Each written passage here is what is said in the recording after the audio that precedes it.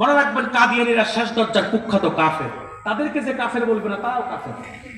কথা বলে না, কাদিয়ানীদেরকে যে কাফের বলবে না সেও কি কাফের। আমরা চাই রাষ্ট্রীয়ভাবে কাদিয়ানীদেরকে অমুসলিম ঘোষণা করা হোক। আপনারা চান? এটা সকল মুসলমানের ইমানি দাবি, সকল মুসলমানের প্রাণের দাবি। দুই, খ্রিস্টান মিশনারির ব্যাপারে সজাগ থাকবেন, সতর্ক থাকবেন। এই স্বাধীন ভূখণ্ডের একটি অংশকে দখল করার জন্য একটি চক্র কাজ করে যাচ্ছে, সেটা হচ্ছে খ্রিস্টান মিশনারি। তারা মানুষদেরকে কনভার্ট করে ধর্মান্তরিত করতেছে। তাদের উদ্দেশ্য হচ্ছে যখন খ্রিস্টানদের সংখ্যা বেড়ে যাবে তখন পার্বত্য চট্টগ্রামকে তারা খ্রিস্টান রাষ্ট্র বানাবে। সেই সুযোগ বাংলাদেশের মানুষ কোনোদিন দিবে না। পশ্চিমাদের এই স্বপ্ন দুঃস্বপ্নই থেকে যাবে। ঠিক কিনা বলেন? তিন, আরেকটা সম্প্রদায় ইসলাম মুসলমানের বিরুদ্ধে কাজ করতেছে, সেটি হচ্ছে হিজবুত তাওহীদ। ঠিক, ওটা হিজবুত তাওহীদ না, ওটা হিজবুত শয়তান। এটা কার দল জানেন? বাইজিদ খান পন্নীর দল। হারামজাদারা তো দুনিয়া থেকে বিদায় নিয়েছে। ওটা দেখতে লাগতো ঠাকুরের মতো। তার একটা সন্তান দেখে গেছে, নাম হচ্ছে সেলিম। এই হারামজাদা ইবনে হারামজাদা তার কাজই হচ্ছে মানুষদেরকে ধর্মের অপব্যাখ্যা দিয়ে মানুষদেরকে বেঈমান বানান। কথা বলেন, সাবধান। বিশেষ করে যুবকরা, মুরব্বীরা এগুলোর খবর রাখে না, কারণ তারা সোশ্যাল মিডিয়ার সাথে সম্পৃক্ত না। যত ফিতনা এখন ছড়াচ্ছে দুনিয়ায় সব সোশ্যাল মিডিয়ার কারণে। কিসের কারণে? সাবধান যুবকরা, সোশ্যাল মিডিয়ার প্রভাবে এই হিজবুত তাওহীদের খপ্পরে পড়ে ঈমান আকীদা শেষ করিও না। রাজি আছেন? জি। এদের ব্যাপারে সজাগ থাকবেন, সতর্ক থাকবেন। চতুর্থ আরেকটা সম্প্রদায় ইসলাম ও মুসলমানের বিরুদ্ধে কাজ করতেছে, সেটা হচ্ছে আহলে কোরআন। সেটা কি না? আহলে কোরআন। আমি এদেরকে আহলে কোরআন বলি না, আমি বলি আহলে শয়তান। বলবেন কেন? আহলে কোরআন যারা, তারা রাসূলুল্লাহর হাদিসকে বিশ্বাস করে না। হাদিসকে বিশ্বাস? আচ্ছা বলেন তো ভাই, রাসূলুল্লাহর একটা হাদিসকে অস্বীকার করলে কি ঈমান থাকবে? যেটা বলেন। কিন্তু আহলে কোরআন দাবিদার রাসূলুল্লাহ সব হাদিসকে অস্বীকার করতেছে। এরা শুধু কাফের না, কট্টর কাফের। আপনি আহলে কোরআন হবেন কিভাবে? আপনি আহলে কোরআন হলে তো নামাজেরই অস্তিত্ব পাবেন না। যেমন নামাজ, আজকে এশারের ফরজ কয় রাকাত পড়ছেন? আপনারা 4 রাকাত পড়ছেন, আমি 2 রাকাত পড়ছি, কারণ আমি মুসাফির। আচ্ছা, আমি মুসাফিরের ফরজ নামাজ 2 রাকাত, আপনি মুসাফির না, আপনার এশারের ফরজ 4 রাকাত। কোরআনে এটা কোথায় আছে? কোথাও আছে? এটা কোথায় পাইছেন? সল্লু কামা রাআইতুমুনি সল্লি। রাসূল বলেছে উম্মত নামাজ পড়ে এমন ভাবে যেভাবে দেখেছো আমি রাসূল নামাজ পড়েছি। আল্লাহ রাসূল এশারের ফরজ 4, মাগরিবের ফরজ 3, জোহরের 4, আসরের 4, ফজরের 2 নির্ধারণ করেছে। এজন্য আমরাও রাসূলের জীবনী থেকে, হাদিস থেকে, সুন্নাত থেকে সেটাকে গ্রহণ করেছি। তাহলে আহলে কোরআন হওয়ার সুযোগ আছে? তাহলে আহলে কোরআনদের খপ্পরে পড়ে ঈমান নষ্ট করা যাবে না। পঞ্চম আরেকটি সম্প্রদায় বের হয়েছে, এদের ফিতনা এখন সব জায়গায়, সেটা হচ্ছে আহলে হাদিস।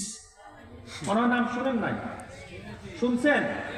এই লামাযহাবী আহলে হাদিস দাবিদার ভণ্ডগুলা, এদের কট্টরপন্থীদেরকে আমি মুসলমানই বলি না।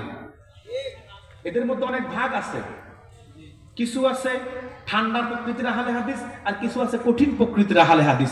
যারা কট্টরপন্থী, কাযযাব বিন ইবলিসের মতো, এদেরকে আমি মুসলমানও বলি না। আর কিছু আছে ঠান্ডা মাথার আহলে হাদিস, এরা হচ্ছে গোমরা, পথভ্রষ্ট।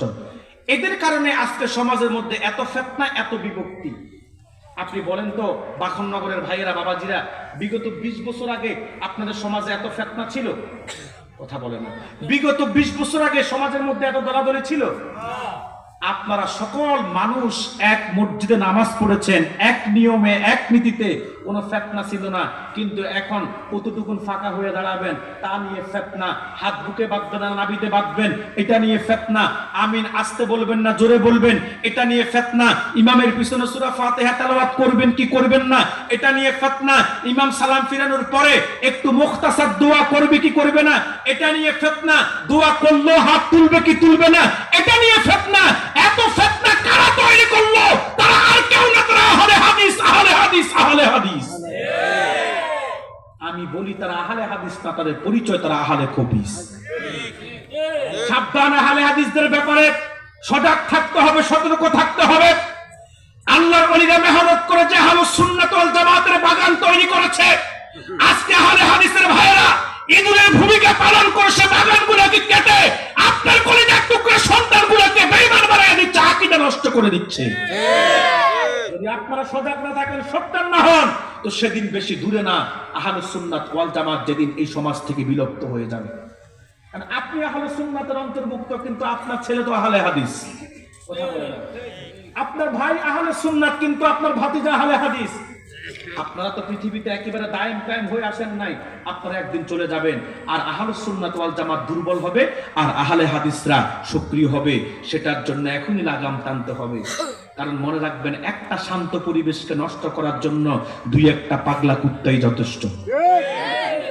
একটা সমাজের মধ্যে মানুষের মধ্যে বিশৃঙ্খলা সৃষ্টি করার জন্য, ধর্মীয় বিশৃঙ্খলা সৃষ্টি করার জন্য, মানুষের মধ্যে ফিতনা ছড়িয়ে দেওয়ার জন্য বেশি দরকার নাই, কাফের মুশরিকদেরকে আসতে হবে না, এক আহলে হাদিস দাবিদার ভণ্ড খবিসগুলোই যথেষ্ট। অতএব তাদের লাগাম টানতে হবে। আমরা আহলে হাদিস হওয়ার সুযোগ না, আমরা আহলে সুন্নাত হব। আমরা কি হব বলেন? হবিগঞ্জের ভাইয়েরা, মাধবপুরের ভাইয়েরা, বাখননগরের ভাইয়েরা, আল্লাহকে সাক্ষী রেখে বলেন, আমাদের পরিচয় কি আহলে হাদিস না আহলে সুন্নাত? জবান খুলে বলেন, আমাদের পরিচয় কি আহলে হাদিস না আহলে সুন্নাত? আল্লাহর ওলিরা আমাদেরকে শিখিয়েছে আহলে সুন্নাত ওয়াল জামাত। জনপুর, ফুলপুরা, সারসিনা, সোনাকান্দা, ফুলতলি, ফান্দাউ, আরো যত হক্কানি দরবার আছে, সকল ওলিদের একটাই মিশন ছিল, একটাই ভিশন ছিল, আহলে সুন্নাত ওয়াল জামাতকে ঘরে ঘরে প্রতিষ্ঠা করা। এই জন্য খেয়ে না খেয়ে, ঘুমিয়ে না ঘুমিয়ে, হেঁটে হেঁটে মানুষের বাড়িতে বাড়িতে গিয়ে তারা প্রোগ্রাম করেছে, এলাকায় এলাকায় গিয়ে তালিম দিয়ে মানুষগুলোকে আহলুস সুন্নাত ওয়াল জামাতের আকীদা, মত, পথের মানুষ করেছে, ধারক করেছে, বাহক করেছে। তাহলে আহলে হাদিসদের ব্যাপারে সজাগ থাকবেন, কথা বলে না, সতর্ক থাকবেন। ষষ্ঠ আরেকটা সম্প্রদায়, সেটা হলো ভণ্ড পীর। এই দেশে মনে রাখবেন, জনপুর, ফুরপুরা, সারসিনা, সোনাকান্দা, ফুলতুলির মতো আল্লাহর ওলির দরবার যেমন আছে, দেওয়ানবাগী, কুতুববাগী, রাজারবাগী, সুরেশ্বরী, চন্দ্রপুরী, এইরকম ভণ্ড পীরের দরবারও আছে, যেখানে মাজারে সেজদা হয়, পীরের পায়ে সেজদা হয়, কথা বলে না, যেখানে ঢোল তবলা বাজাইয়া ওরস মাহফিল করা হয়, যেখানে ওরসের মধ্যে নারী পুরুষের অবাধ মেলামেশা চলে, কথা বলে। এগুলা কি সুন্নিয়তের কাজ? মনে রাখবেন, আহলুস সুন্নাত ওয়াল জামাতকে তারা কলঙ্কিত করছে, আহলুস সুন্নাত ওয়াল জামাতকে তারা প্রশ্নবিদ্ধ করছে।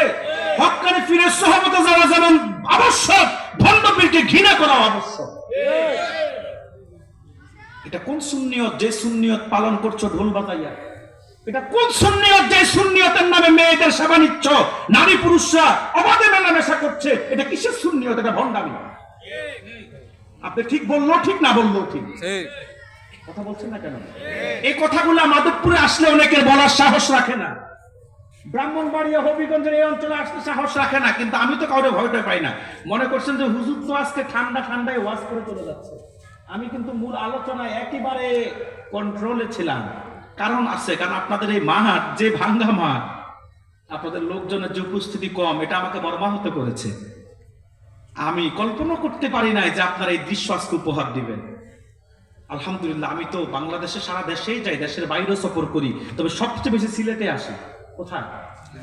সিলেটের মানুষ আমাকে দিল থেকে গ্রহণ করেছে, যেন সবচেয়ে বেশি সিলেট আসে। কিন্তু সিলেটে আমি আসলে দিনে ওয়াজ করি, রাতে করি, শেষ রাতে করি, সন্ধ্যা রাতে করি, যখন আমার যেভাবে সুযোগ হয় আমি সেভাবে স্টেজে উঠি। আলহামদুলিল্লাহ, আল্লাহ কোরআনের ইজ্জতে দিনে উঠলো মাঠ ভরা লোক পাই, সন্ধ্যায় উঠলো মাঠ ভরা লোক পাই, রাতে উঠলেও পাই, রাতে 2টার পর উঠলেও পাই। কিন্তু আজকে এটা কোন চিত্র দৃশ্য আপনারা উপহার দিচ্ছেন? এই জন্য